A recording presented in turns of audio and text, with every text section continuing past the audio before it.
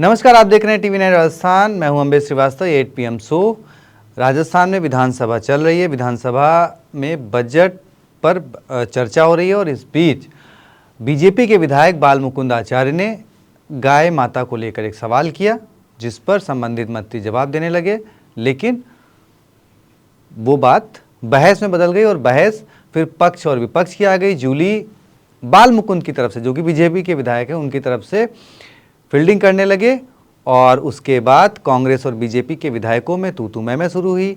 विवाद बढ़ा, विधानसभा को भंग कर दिया गया, लेकिन मामला थमा नहीं और अब विवाद उससे ज़्यादा बढ़ गया। खैर, विधानसभा में क्या कुछ हो रहा है और क्या कुछ इसके आगे की हुआ, जो गोपाल शर्मा बीजेपी के विधायक हैं उनके मामले को लेकर समझेंगे अपने सीनियर पुष्कर सर से। और जो अब तक विधानसभा चल रही उसमें भी कई सारे सवाल हैं, वो भी जरा सर से डिस्कस करेंगे। पहले जो तुरंत का मामला है, जो हालिया मामला है विवाद का, उस पर समझते हैं सर से। अगर प्रतिपक्ष के नेता, अरे आप बैठो, मैं उधर भी, आप राजो, आप राजो, आपके मंत्री जी, अरे आपके मंत्री जी सक्षम है, मंत्री जी सक्षम है। Gopal ji, I will name you, मैं आपका नाम पुकारूंगा, अरे मैं आपका नाम पुकारूंगा, मैं आपका नाम पुकारूंगा। मैं माननीय सचेतक महोदय,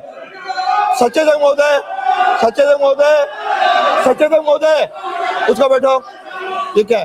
नो, ये पहले से तैयारी थी, अरे पहले से तैयारी करके लाओ। नो, ये बर्दाश्त नहीं। जी सर। देखिए, जो गोपाल शर्मा विधायक हैं, वो गाय को लेकर सवाल पूछ रहे थे। बाल मुकुंद ने सवाल पूछा था, गोपाल शर्मा बीच में खड़े हो गए बहस करने के लिए। फिर वो बात बढ़ गई, वो उसमें विपक्ष खड़ा हो गया सामने। जी सर। फिर वो गोपाल शर्मा को आज संसदीय कार्य मंत्री, जो जिनकी अपनी सरकार है गोपाल शर्मा की, उनको फटकारना पड़ा कि आप दूसरों की तरफ क्यों जा रहे हैं। धक्का मुक्की की स्थिति आ गई। ये एक अच्छा आचरण नहीं है। तस्वीरें बोल रही हैं जी सर कि भाई आप बात रखने आए हैं, अपनी बात रखिए, हाथापाई बात थोड़ी ना होगी। अगर सदन में भी यही स्थिति आ जाएगी तो क्या हाल है।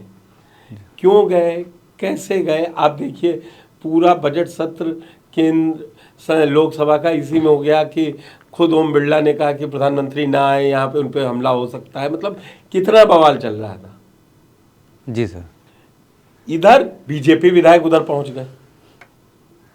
जो काम कांग्रेस को करना चाहिए वो वही करना तो नहीं चाहिए। नहीं, मतलब करने तो एक विरोध करना जो काम, विरोध ही एक है कि विरोध सांकेतिक होते हैं। विरोध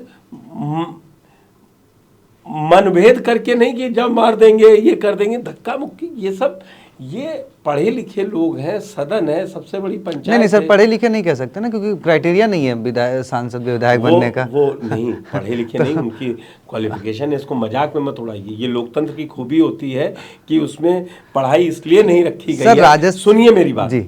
मैं हमेशा इस बात को कहता हूँ, जो लोग कम अकल वाली बात करते हैं कि पढ़े लिखे की क्राइटेरिया रखना चाहिए। नहीं, लोकतंत्र में अगर वोट डालने का अधिकार हर किसी को है, तो चुनाव लड़ने का भी अधिकार हर किसी को मिलता है। आप पढ़ के जाइए, वो अच्छा है। आपको पता नहीं है, केरल में जहाँ UDF हो, LDF हो, उनके यहाँ बाकायदा बहस होती है। पहले आप लोअर लड़िए, फिर अपर लड़ेंगे, फिर पूरी बहस होती है। कहाँ मान लीजिए, ये आप उस वर्ग को, जो दलित वर्ग अभी अपने सम्मान के लिए लड़ रहा है, वो ऊपर नहीं आया है, आप उसके लिए आपने पढ़ाई दे दी क्या हर स्कूलों को? आप ही लोग वो रिपोर्ट दिखाते हैं ना कि यहाँ शिक्षा नहीं पहुंच पाई। अभी 70 साल तक हर जगह बिजली 24 घंटे मुहैया नहीं है। आप इसलिए पढ़े लिखे, वो कहना गलत है। ये हम लोग, क्योंकि जो थोड़ा सा वर्ग शिक्षित हो गया है, उसको लगता है हर चीज़ पढ़ाई लिखाई। लोकतंत्र सिखाता है कि समावेशी होना, और उसमें सत्ता पक्ष भी समावेशी और विपक्ष की बात भी सुने। इसीलिए खैर इस बात को मैं सिर्फ इसी बात पे ख़त्म करता हूँ और चर्चा आगे बढ़ाएंगे कि जब वोट देने का अधिकार संविधान देता है, तो चुनाव लड़ने का भी देता है। उसमें ये जरूरी नहीं है कि BA पास गोपाल शर्मा के पोस्ट ग्रेजुएट लिखते हैं। जो कई इंजीनियर मुख्यमंत्री बन गए, इकोनॉमिस्ट बने, तो उन्होंने गलती नहीं की। ये क्राइटेरिया नहीं है ना। भ्रूण हत्या एक छोटा सा एग्जांपल देता हूँ, लड़कियों की भ्रूण की हत्या सबसे ज़्यादा पढ़ा लिखा समाज कर रहा है। अब सर आपने लड़कियों की भ्रूण हत्या की बात करी तो मैं अब इसी सदन में आ जाता हूँ। बीजेपी के विधायक, पहले एक बार बयान सुनवा देता हूँ, उन्होंने गहलोत को लेकर क्या कुछ बोला है ना, और इससे पहले क्या कुछ और एक्शन किया है ना, कांग्रेस विधायक रोहित बोरा ने उनका एक्शन, शांति धारीवाल, ये सब जरा एक बार सुना देता हूँ जरा, इस पर भी मैं आपसे चर्चा किया। क्या ये सदन में ये सब चीजें जायज मतलब होनी चाहिए? एक बार तस्वीरें दिखा देता हूँ आपको सब वन बाय वन। माननीय सभापति महोदय, ये अपने दुख से परेशान नहीं है, ये हमारे सुख से परेशान है, ये हमारे सुख से परेशान है। माननीय सभापति महोदय, हमारा पहला बजट आया, दूसरा बजट आया और तीसरा बजट आया, और इनका हमारा है जवानी का बजट, और इनका आया बुढ़ापे का बजट, जो लास्ट में चुनाव होने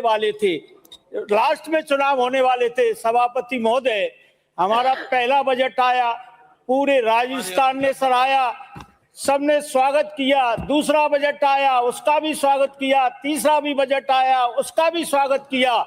और उसके बाद में हमारे माननीय भजनलाल शर्मा जी ने, हमारी सरकार ने पहले ही बजट में छोरा पैदा किया।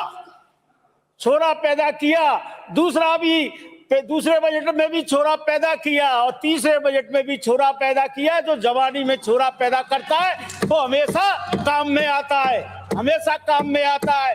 और अशोक गहलोत जी ने, माननीय मुख्यमंत्री थे, उन्होंने लास्ट के बजट में घोषणा की तो वहां छोरी पैदा हुई मगर छोरा पैदा नहीं हुआ। तो इसलिए आप विपक्ष में बैठे हुए हैं, आप जाओ। जी सर, देखिए, जो इन्होंने शांति धारीवाल पिछली बार विधानसभा का मसला है, और जब मंत्री थे वो सर निकला था जी सर जवाब, और उन्होंने उस पर कहा भी कि वो उसको तोड़ मरोड़ के उन्होंने पूरे सदन से माफी मांगी जी।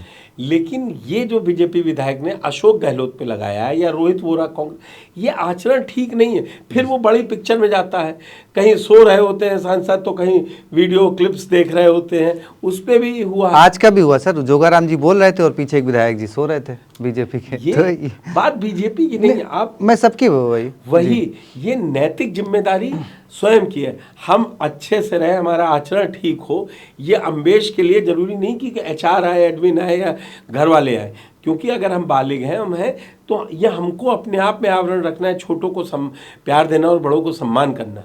आप कुछ और भी कह सकते थे, लड़की पैदा कर ली, फिर अब इस पे कहाँ तक बहस जाएगी? ये बहस कहाँ तक जाएगी? आखिरी में माफी ही मांगनी है ना। जी सर, उनके लड़का भी तो है वैभव गहलोत, तो उसने क्या कर दिया? और जिनके लड़के हैं उनकी माताजी कौन सा विधायक बन गई, मंत्री बन गई? जी सर। तो ये छोटी मानसिकता, और जब आप पास, कहते नहीं हम लोग तो पत्रकार हैं, जब आप पास शब्दों की कमी होगी, विचारों की कमी होगी, तब आप छोटापन दिखाते हैं कि ये बोल दे, कुछ भी बोलना है तो बोल दिया कि अशोक गहलोत की लड़की हो गई इसीलिए वो मुख्यमंत्री, और 3 बार बने मुख्यमंत्री तब जी 98 बने, 8 बने, 18 बने। नहीं, उनका तर्क ये था कि क्योंकि उनका बजट, मतलब जो आखिरी बजट था वो बुढ़ापे में बेटी पैदा करी, और वहीं भजनलाल जी ने जो जवानी में 3 बेटे पैदा कर दिया, मतलब तीनों बजट को उन्होंने बेटा करार दिया। मतलब बजट की तुलना बेटों से। हाँ, ये जाके अपने बड़े नेताओं को बताएं तो उनको क्या मिलेगी? शिक्षा वही है। लेकिन जो तस्वीरें हैं वो बड़ी खराब हैं। जो तीनों तस्वीरें आपने कहा, इन पे टिप्पणी, ये व्यक्तिगत रूप से हर व्यक्ति के लिए गलत है, उसको ध्यान रखना चाहिए। राहुल गांधी के पक्ष में कितना भी लोग खड़े हों, लेकिन जो उन्होंने झप्पी मार के PM को, और बाद में अब आज ज्योतिरादित्य सिंधिया वहाँ बैठे हैं, जी सर, मंत्री बने, उस दिन उन्हीं को आंख मारी थी, तो क्या उनसे ट्रेनिंग लेके गए थे? तो राजनीति में आजकल वो सोशल मीडिया पे ये बड़ा है कि ये चल गया, इतना सीन काट दो, इतना चला दो, ये सब मतलब जिस नोबल काम के लिए आप चुने गए हैं, आपको अपने क्षेत्र में चुन के भेजा गया, वो इसके लिए नहीं कि किसका बजट लड़का जैसा है, किसका बजट लड़कियों जैसा है। बिल्कुल सर। तो अब देखिए, विधानसभा होती है जहाँ पर जनता की ज़रूरतों की बात हो, जनता के अच्छे के लिए कुछ योजनाएं बनाई जाएं, स्कूल, शिक्षा, मतलब शिक्षा, स्वास्थ्य, इन सब चीज़ों पर चर्चा हो, लेकिन होता क्या है वो आपने देखा कि कहीं पर हाथापाई की नौबत आती है, कहीं पर बेटी और लड़कियों की तुलना की जाती है, बहस चलती है। तो अब सदन क्या चलना चाहिए, कैसे प्रारूप होना चाहिए, ये हमें लगता है कि 75 सालों में किसी को समझ में नहीं आ रहा है। दोनों तरफ ही पड़े और दोनों तरफ, वही मैं, किसी को समझ में नहीं आ रहा। खैर, आपकी क्या राय है कमेंट बॉक्स में बताएं, वीडियो को शेयर करें, चैनल को सब्सक्राइब करें। शुक्रिया।